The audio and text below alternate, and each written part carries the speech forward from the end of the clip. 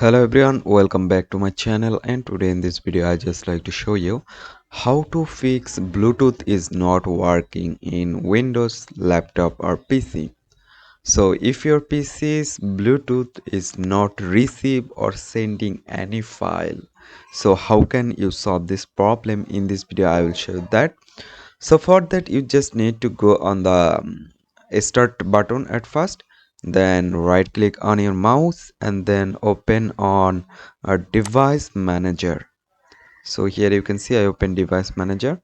Now go on this Bluetooth section. Here you can see open on this, and now just select every option here, then right click on your mouse, then update device. uh, you just need to update this device. In the same way, for second on update device, for third on update device, for fourth on update device. After completely update all four devices, and then you just need to restart your PC or laptop, and after that your PC Bluetooth is working perfectly. So hope guys this video can help you. Don't forget to like and subscribe my channel.